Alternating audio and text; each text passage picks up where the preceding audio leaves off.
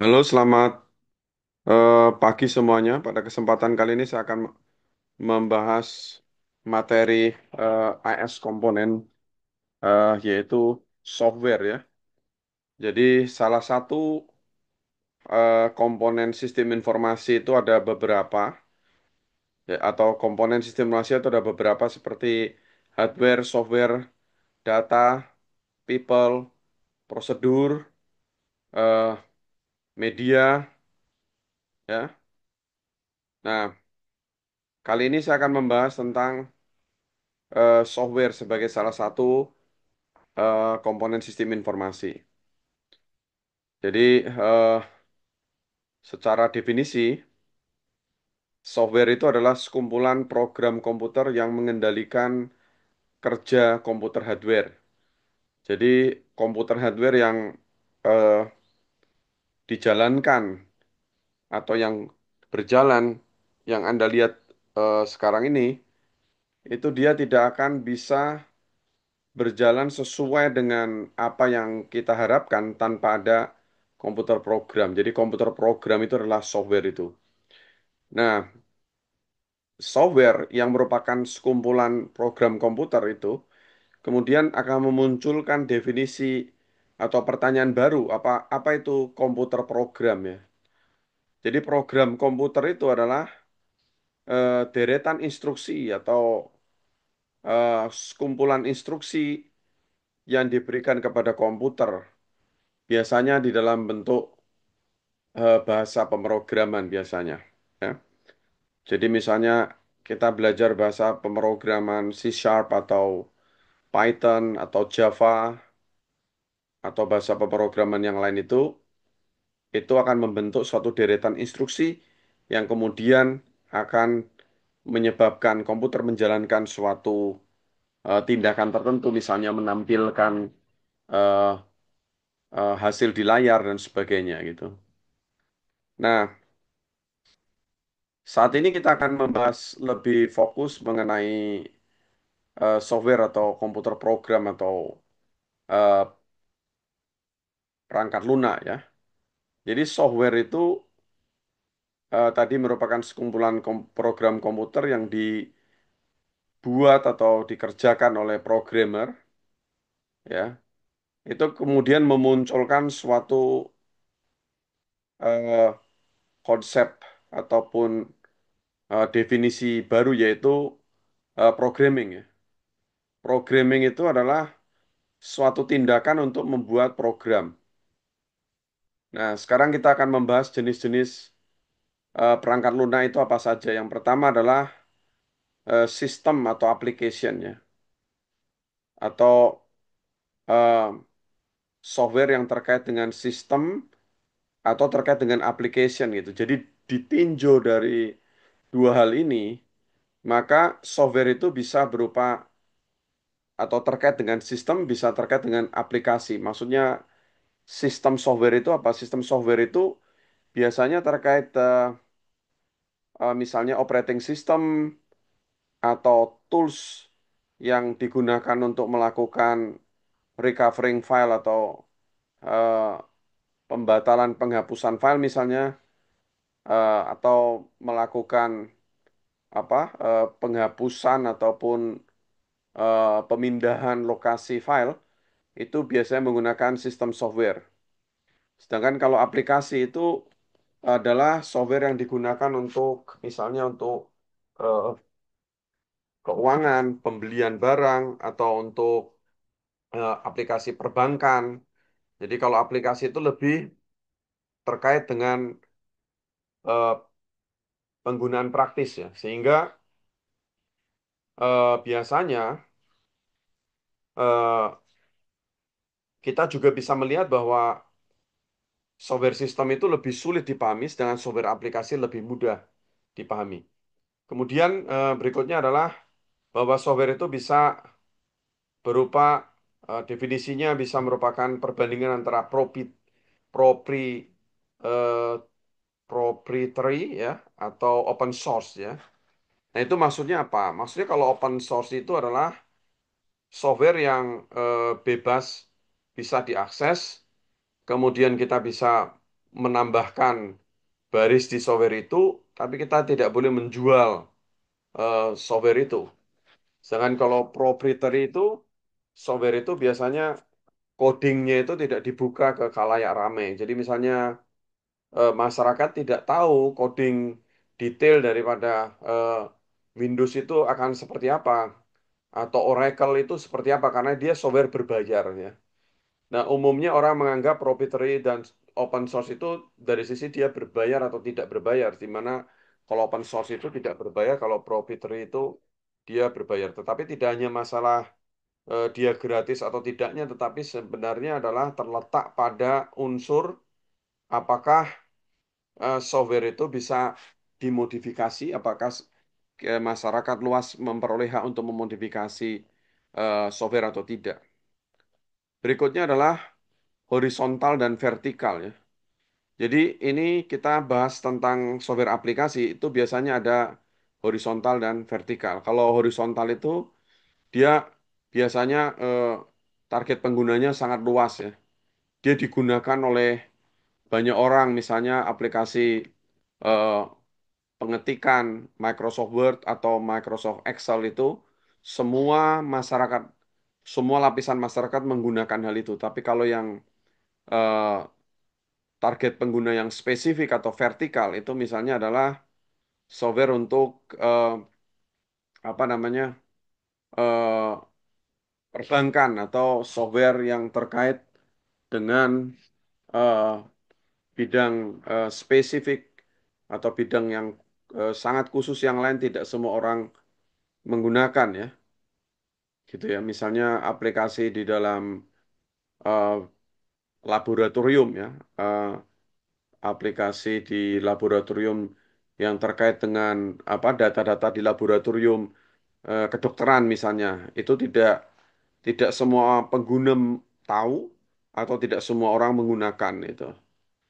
Nah, berikutnya adalah mengenai suatu pernyataan bahwa apa yang sebenarnya mudah bagi seseorang atau bagi manusia itu sebenarnya akan eh, merupakan banyak sekali baris di dalam software ya.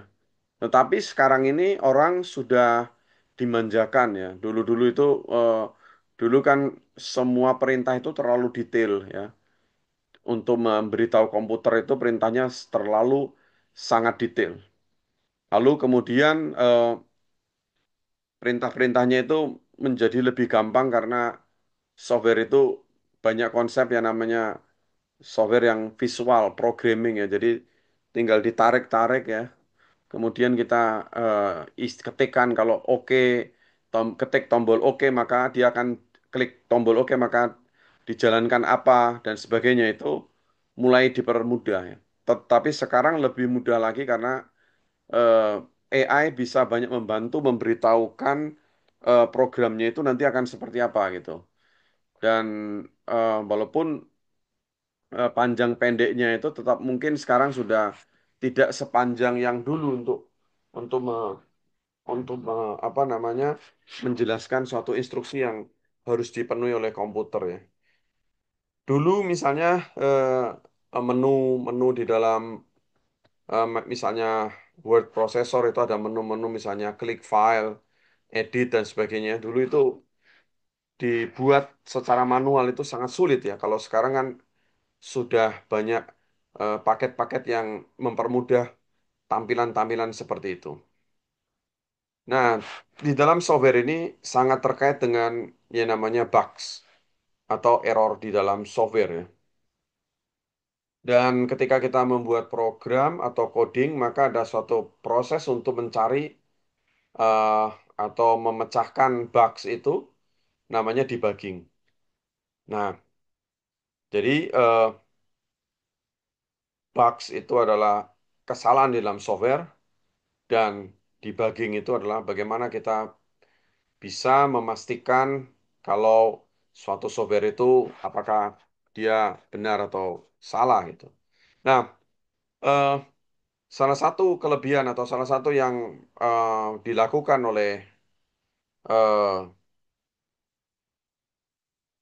alumni atau pekerja di industri dari sistem informasi atau yang dilakukan oleh engineer di bidang sistem informasi itu adalah biasanya ada namanya software quality assurance. Jadi dia akan memastikan bahwa software itu tidak ada bugs-nya.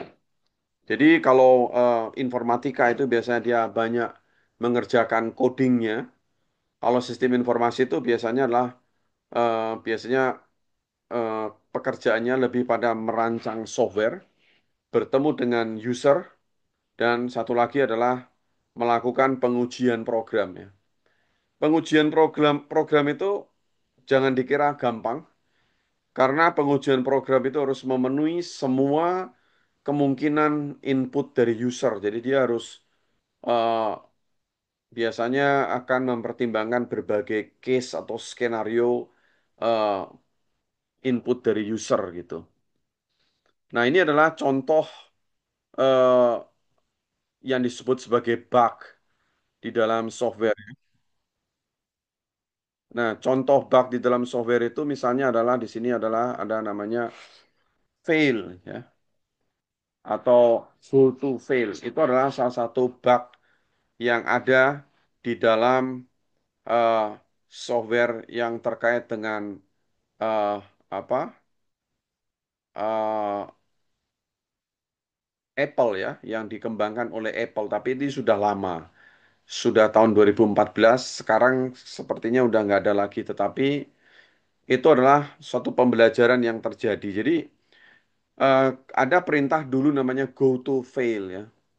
Go to fail itu apa sih? Go to fail itu intinya adalah kalau misalnya ada suatu perintah if tertentu ya, dia akan menjalankan perintah ini ya. Dia menjalankan perintah ini, saya pun tidak menjelaskan secara detail ini apa perintah apa, tapi dia menjalankan suatu perintah di mana go to fail itu akan memberikan dua kemungkinan. Kalau dia eh, error, dia akan memberitahu bahwa programnya error. Tetapi kalau misalnya eh, programnya adalah sukses, maka dia akan memberitahu bahwa program sukses. Jadi go to fail ini sebenarnya nggak ada masalah. Jadi kalau ada if diikuti go to fail, if diikuti go to fail. Tapi masalah di sini adalah ada go to fail ini yang dia dijalankan tanpa perintah if sebelumnya. Sehingga kalau tadi makna fail pada go to fail itu adalah loncat ke prosedur penanganan keadaan tidak normal ya, misalnya dia error atau apa namanya atau dia bisa saja memberikan pesan sukses juga, tapi fail yang tiba-tiba ada, go to fail yang tiba-tiba ada tanpa if tadi menyebabkan ada dua kemungkinan. Yang pertama adalah false positif ya, yaitu sistem melaporkan error padahal seharusnya tidak ada error. Atau false negatif, sistem tidak melaporkan error padahal sebenarnya ada error. Ya, ini berbahaya karena menyebabkan ancaman security masuk ya. Saya tidak akan menjelaskan detail tentang masalah go to fail ini karena ini eh, terkait dengan hal ini akan dipelajari di isu advance tentang keamanan komputer ya.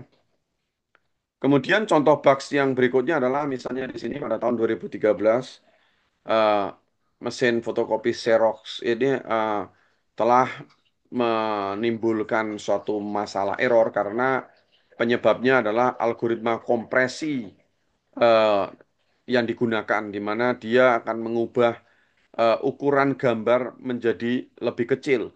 Gara-gara dia membuat ukuran gambar yang lebih kecil bisa menyebabkan angkanya itu berbeda. Di-scan kemudian menyebabkan angka yang berbeda. Angka berbeda ini membahayakan karena misalnya ada perubahan jumlah barang, perubahan harga, dan itu akan menimbulkan suatu kesalahan atau penipuan atau ketidakakuratan sistem. Ya, berikutnya kita akan membahas beberapa terminologi detail yang tadi dijelaskan ya, yaitu mengenai aplikasi software sistem atau versus aplikasi ya. Jadi kalau di sini, kalau kita melihat ada hardware di situ, kemudian yang paling dekat dengan hardware itu adalah operating system dan juga other sistem software. Misalnya adalah software untuk mengatur penghapusan ataupun penamaan file ataupun memindahkan lokasi dari file. Itu namanya sistem software. Nah, sistem software itu sangat berdekatan dengan hardware sehingga sintaks eh, pada sistem software itu biasanya dia low level atau low level itu sesuatu yang menceritakan bahwa dia lebih sulit dipahami daripada high level. Kemudian di atas dari operating system dan other system software itu adalah application software, misalnya Microsoft Word, Microsoft Excel, aplikasi perbankan, aplikasi rumah sakit, aplikasi perdagangan, dan aplikasi-aplikasi yang lain. Jadi intinya adalah sistem software ini dia lebih sulit dan lebih dekat dengan hardware, dan lebih dekat dengan hardware artinya dia bisa langsung memerintahkan hardware untuk melakukan sesuatu. Misalnya dia akan apa namanya berhubungan dengan penyalaan komputer pertama kali dan sebagainya, ataupun dia terkait dengan peletakan file, penyimpanan file. Tetapi kalau application software ini lebih mudah dipahami, eh, apa penggunaannya lebih mudah dipahami, pengembangannya juga harusnya juga lebih mudah dipahami, bahasa pemrograman yang digunakan lebih mudah karena dia terkait dengan user ya. Nggak mungkin user akan melihat sesuatu apa yang terlalu rumit ketika menggunakan suatu sistem. Berikutnya adalah sistem operasi ya. Sistem operasi itu adalah tadi termasuk kepada sistem software.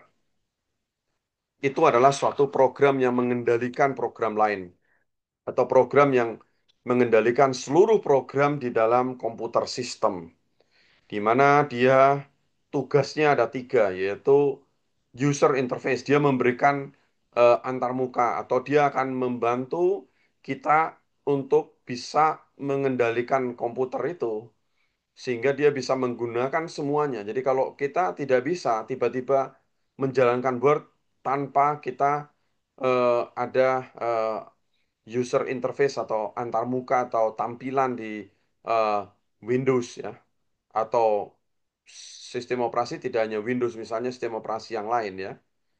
Nah, dari antarmuka ini menyebabkan orang mudah menggunakan, lalu kemudian dia bisa mengendalikan isi dari program komputer itu untuk melakukan berbagai hal yang lain. Nah, kemudian sistem operasi ini juga bertugas untuk memanage share resource. Jadi share resource itu apa sih?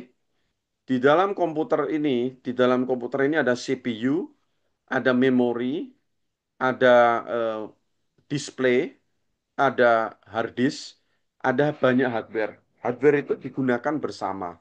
Jadi misalnya ada suatu program ya, kalau Anda pergi ke Task Manager di Windows, Anda akan melihat banyak sekali program yang berjalan. Itu artinya berbagai program akan menggunakan CPU yang sama, menggunakan memori yang sama, menggunakan mungkin suatu hard disk yang sama atau eh, media penyimpanan yang sama, sehingga tugas sistem operasi melakukan managing share resources, termasuk penjadwalan penggunaan dan sebagainya. Dan dia juga menyediakan share service ya. Misalnya layanan-layanan dasar sistem operasi yang digunakan misalnya untuk penyimpanan file, untuk misalnya apa namanya, selain penyimpanan file itu misalnya penghapusan file atau hal-hal yang terkait dengan service yang bisa dilakukan oleh semua software ya. Nah, berikutnya adalah saya akan membahas tentang virtualisasi atau trends di dalam computing, namanya virtualisasi. Virtualisasi itu adalah atau hypervisor itu adalah suatu cara untuk menirukan behavior dari real komputer pada komputer yang nyata, di mana sebagai hasilnya virtual mesin ini akan menjalankan banyak sistem operasi pada saat yang sama. Hal ini akan menyebabkan hemat biaya. Kenapa? Karena daripada kita memerlukan membeli banyak komputer, kita cukup membeli satu komputer. Meskipun satu komputer ini spesifikasinya juga lebih mahal ya. Jadi sebenarnya hemat biaya ini sebenarnya hemat, tapi sebenarnya nggak sangat mahal. Yang kedua adalah dia bersifat isolasi karena di dalam komputer kita itu ada berbagai virtual machine yang dia di mana dia merupakan suatu sistem operasi yang berbeda-beda, di mana dia bersifat fleksibel karena dia kita bisa mematikan, menyalakan masing-masing sistem operasi dan masing-masing sistem operasi itu tidak saling mencampuri ya. Jadi seperti itu kira-kira. Jadi ini seperti kita memiliki tiga komputer yang berbeda kalau kita punya tiga virtual machine ya. Saya tidak akan membahas ini lebih jauh karena mungkin ini akan dibahas di mata kuliah apa namanya pengantar teknologi informasi. Demikian juga use case dari virtualisasi saya tidak akan membahas lebih jauh, tetapi intinya ini banyak digunakan oleh perusahaan-perusahaan yang eh, apa eh, ingin menghemat biaya atau ingin menggunakan virtualisasi untuk eh, mereplace penggunaan berbagai komputer yang banyak gitu. Dan dia juga reduce daripada eh, emisi CO2 ya, karena mengurangi penggunaan komputer. Nah, kemudian juga ya, ini use case dari virtualisasi saya tidak membahas terlalu jauh ya karena kemungkinannya akan dibahas di pengantar teknologi informasi juga eh, mengenai trends di dalam computing itu ada istilah client server computing ya. Nah, ini pun saya juga tidak boleh membahas terlalu banyak karena sangat mungkin ini akan dibahas di pengantar teknologi informasi ya. Sehingga saya tidak membahas tentang client server computing dan juga apalagi cloud computing ini. Saya cuma membahas bahwa cloud computing itu adalah suatu bentuk client atau server komputasi client atau server di mana server terletak di eh, melalui internet di tempat yang jauh yang dimana kita bisa menggunakan eh, cloud computing system itu. Nah, tetapi saya tidak membahas ini terlalu detail karena pasti akan dibahas lebih sangat detail di dalam mata kuliah pengantar teknologi informasi. Jadi yang saya bahas apa kalau begitu? Saya membahas tentang software atau perangkat lunak ya, meskipun mungkin ini juga dibahas di pengantar teknologi informasi, tetapi eh, kalaupun begitu, tapi tetap saya di mata kuliah konsep sistem informasi itu masih cukup relevan untuk membahas software ini. Karena apa? Karena ini masih terkait dengan hal-hal yang berbau apa non non hardware ya. Nah, tetapi ketika jadi konsep sistem informasi itu membahas tentang unsur-unsur non hardware, non jaringan eh, yang tidak terkait dengan jaringan komputer ataupun internet secara infrastruktur, tetapi membahas software atau mengkaitkan dengan dunia bisnis. Nah, jadi masalah virtualisasi ataupun client server ataupun cloud computing itu akan menjadi domain pembicaraan daripada konsep sistem informasi ketika kita membicarakan sisi bisnisnya. Sudah saya konfirmasi dengan dosen mata kuliah pengantar teknologi informasi bahwa pembahasan technical cloud computing akan dibahas di mata kuliah pengantar teknologi informasi. Selain itu juga client server ataupun virtualisasi dan sebagainya. Tetapi masalah terkait dengan software dan juga aspek bisnis atau data itu pengantarnya akan dibahas di mata kuliah konsep sistem informasi. Tentu tidak menutup kemungkinan bahwa ada pelajaran-pelajaran yang akan dibahas di dua tempat mungkin ya. Tetapi eh, misalnya yang di dua tempat itu misalnya adalah sistem operasi misalnya. Tapi kalau yang ini akan dibahas di mata kuliah pengantar teknologi informasi. Nah, mengapa saya masih menaruh ini? Ya, saya memang belum benar-benar memodifikasi total ya, mengeluarkan hal ini. Tetapi uh, karena apa? Karena ini mungkin apa? Masih saya bahas sedikit-sedikit, tapi harusnya di masa mendatang konten tentang several types of cloud computing harusnya dihilangkan gitu ya. Ya, tapi tidak apa-apa karena bagaimanapun cloud computing ini tetap dibahas dalam kaitan dengan bisnis pada mata kuliah konsep sistem informasi ini. Demikian juga yang bagian ini juga akan dibahas lebih jauh di mata kuliah pengantar teknologi informasi. Nah, kalau application software dan seterusnya ini nantinya akan dibahas eh, tetap dibahas di apa materi mata kuliah konsep sistem informasi. Nah, kemudian kita akan membahas tentang application software ya. Application software ini tadi kita membahas mengenai masalah horizontal dan vertikal ya. Nah, ini maksudnya yang horizontal ini bahwa software terkait accounting terkait payroll buat processing dan email itu digunakan banyak pihak, digunakan oleh semua orang atau berbagai industri. Tetapi kalau terkait dengan manufacturing, transportation, hospitality, education, healthcare, agriculture ini lebih ke arah vertical application karena dia digunakan oleh suatu bidang-bidang tertentu. Nah, kira-kira itu ya. Kemudian untuk yang berikutnya pembahasan tentang eh, application software ini kita juga bisa membedakan antara off the shelf software dan juga custom atau proprietary software ya. Namun tentang hal ini akan dibahas kemudian pada video yang lain. Terima kasih.